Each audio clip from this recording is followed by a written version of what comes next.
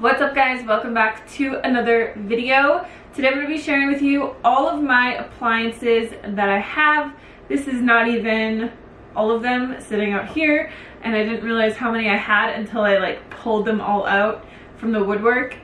There's a lot. Me and my husband live in a 200 square foot tiny house, so we don't have an oven, we don't have a range or any conventional items like that, so we really get by with using more appliances that are made for specific things. Obviously we have 2 Instant Pots, that's key, but using other appliances that are more specialty, for example like a rice cooker and an air fryer, we don't really have the need for a range or an oven, which it would be nice. I haven't been able to cook muffins or cookies or anything that you can really bake in the 2.5 years that we've lived here, and it sucks. But we'll have an oven soon in our new house that we're building. It's just, for the time being, while living in a 200 square foot house with a 70 square foot kitchen, we don't have a lot of space. With that being said, I have a lot of appliances that are really helpful with obviously eating a plant-based diet. Me and my husband are vegan. I've been vegan for 6 years. He's been vegan a little bit over 8 years, and we cook totally oil-free. So I'll be talking about how some of the appliances can really benefit you when you're trying to cook oil-free as well,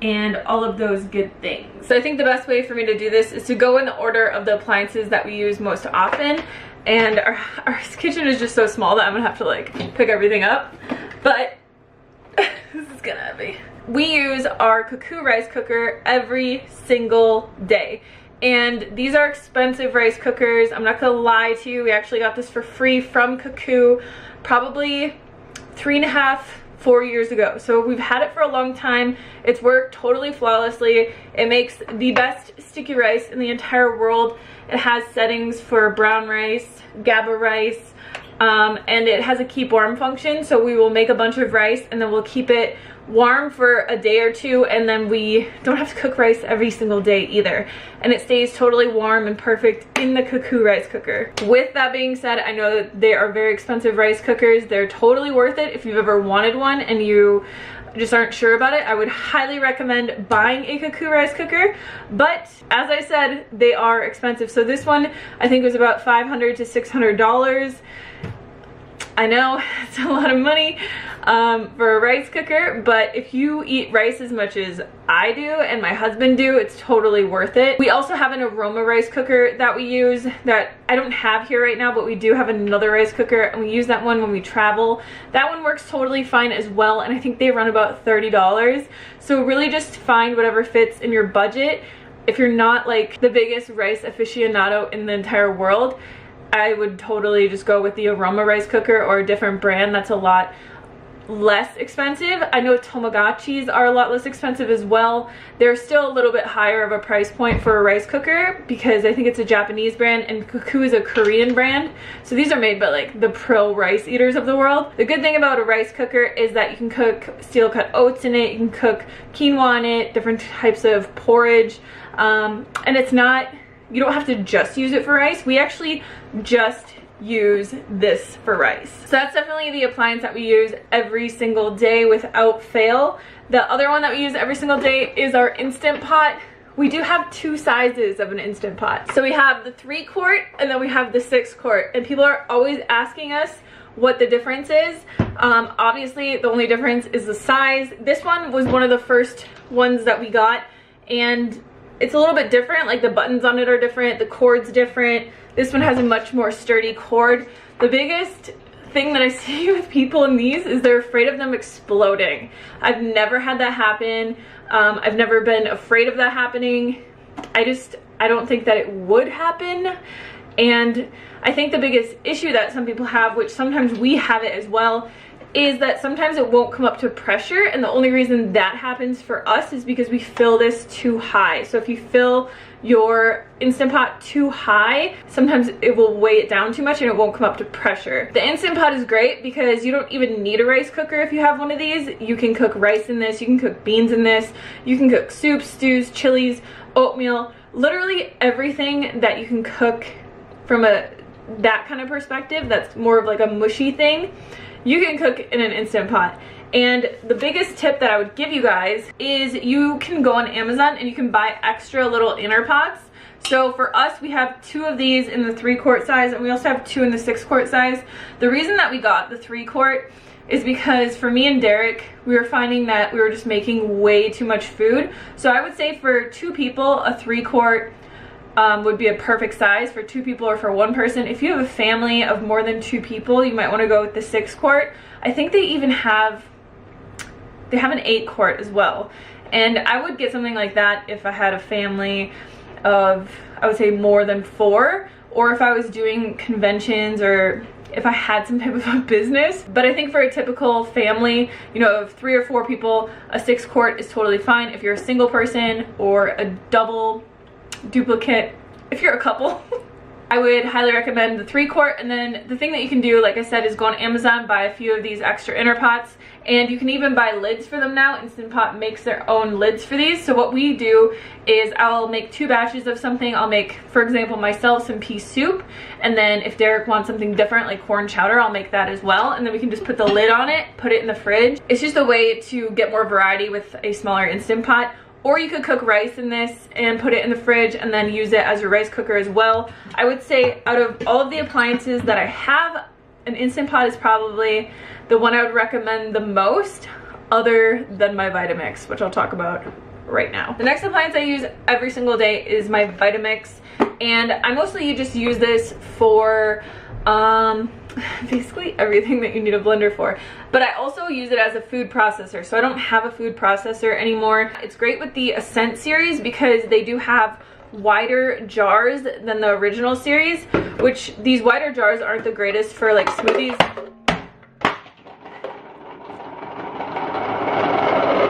They're not the greatest for smoothies or banana ice cream because you really do have to fill it up quite a bit more to get it to come down through the vacuum and actually blend things, but it's great for a food processor. So I'll use this to like chop up pico de gallo or different salsas.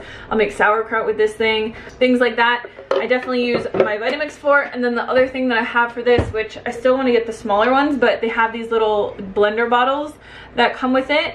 So this is great if I wanted to make a smaller smoothie. I actually use it for salad dressings, or if I'm making a pasta sauce or cashew sour cream or something like that. I use this. This is a very expensive blender, again, like the Cuckoo. We also do have a Ninja blender. It's just the single, it's like this, but it's a little bit wider. I'll put a picture of it here. I don't have it here right now. It's at my parents' condo. That one is also really great. I think it was $70 for that blender at Walmart. So if you want a blender that's really going to just blast the crap out of your stuff and really blend it up well, I have made dressings and sauces and stuff like that in there and I've had no issues. It's basically been the same as the Vitamix. I personally just really like my Vitamix, but if I didn't have $300 or $400 to spend on a blender, I'd definitely get the Ninja blender. I wasn't planning on mentioning this, but since we're talking about blenders, I just thought of it. I highly recommend everybody gets an immersion blender. So this is a stick blender, and these work really well for salad dressings. If I'm making a creamy soup, I don't have to try and transfer like a hot liquid from my Instant Pot into my Vitamix. I can just stick this in my Instant Pot and blend up whatever I want to blend up. So I use it a lot for corn chowder. I'll use it for pea soup, any kind of like soup that I make. If I'm making a pasta sauce, sometimes I make marinara sauce from scratch. I still like to just kind of blend it up to make it really creamy and stuff.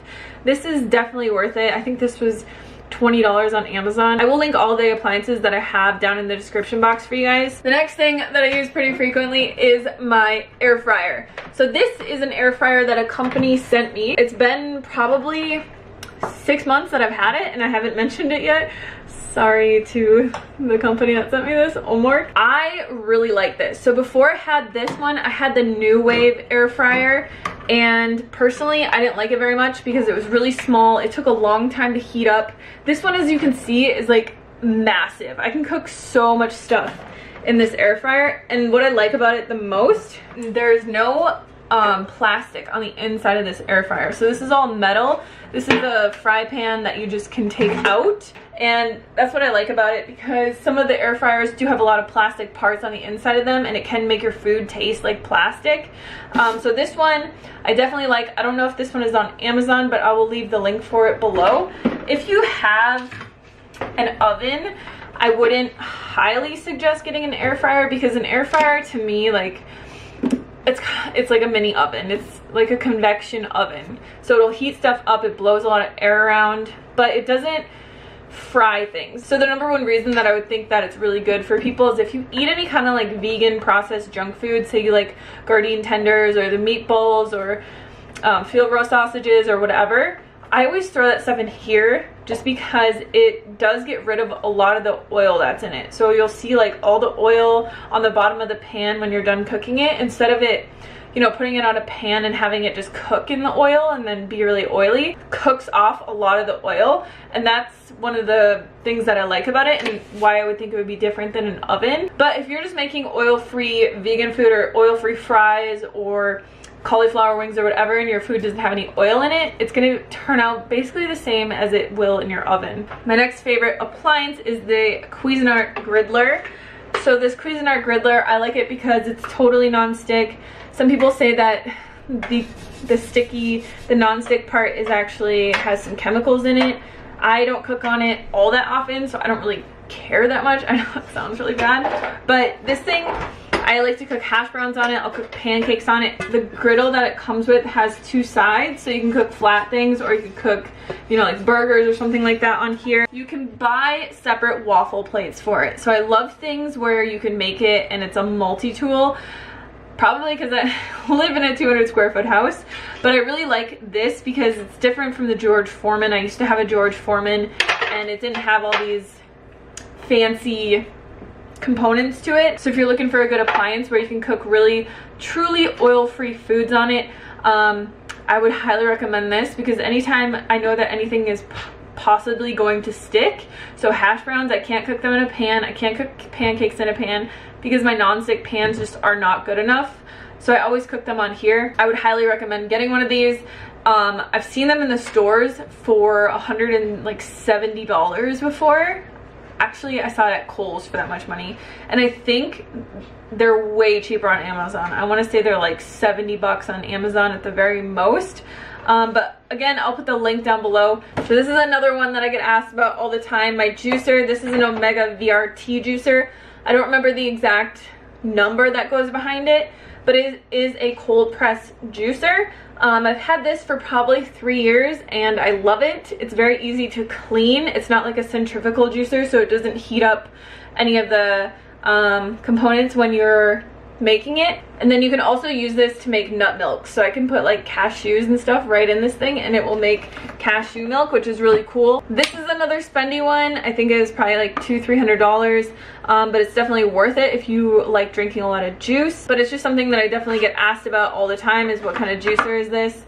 I would highly recommend this one. I would actually highly recommend all the appliances that I have, because I feel like I've gone through a lot of different ones. Like before, I had an Omega centrifugal juicer, just one of the cheap like $90 ones, and it broke within like a year. I've had a lot of appliances break on me or break down, or like they'll start falling apart. Like some of the, I had a rice cooker before that one, and the coating on the inside of the pan started just like flaking off. So everything that I'm saying here I would highly recommend for you guys. And then the last thing that I probably use the least often is this little Presto popcorn maker. I really like this because you can make oil-free air fried popcorn. You just plug it in, you pour popcorn in here, and then it just like heats up the kernels and pops it out. We don't really use this thing very often, probably a few times a month, but it's so much cheaper to make your own popcorn than to buy it in a bag. And then when it's in a bag, it usually has a lot of salt or a lot of oil.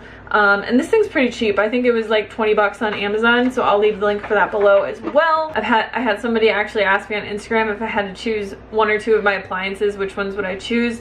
It would definitely be my Instant Pot and my Vitamix, just because if I had an Instant Pot, I wouldn't need a rice cooker. I would be able to cook basically most things except for anything that you need to like fry or cook in an oven. And then with a Vitamix, you can make smoothies and stuff in there, but you can also make juices if you have a nut milk bag. So if you do invest in a Vitamix, or maybe you're deciding between a Vitamix and a juicer, I would go with the Vitamix because you can make juices with the Vitamix. You just have to have a nut milk bag to extract all the fiber from the blended juice. But yeah, I don't think I could live without the Instant Pot and the Vitamix, just because I'm able to make pretty much everything I need, from salad dressings, smoothies, soups, juices, rice, stews, lentils, all kinds of stuff. Like you can make vegan meatballs in the Instant Pot, you can steam stuff in the Instant Pot. I have a steamer tray that I use for it that I was gonna mention. But if you just get a nice little steamer tray, you can pop this into your Instant Pot. I use it to steam everything. I use it to make seitan. I use it for everything. So I hope this video was helpful for you guys. Let me know any questions or comments that you have down below, and I'll see you on the next one. Peace.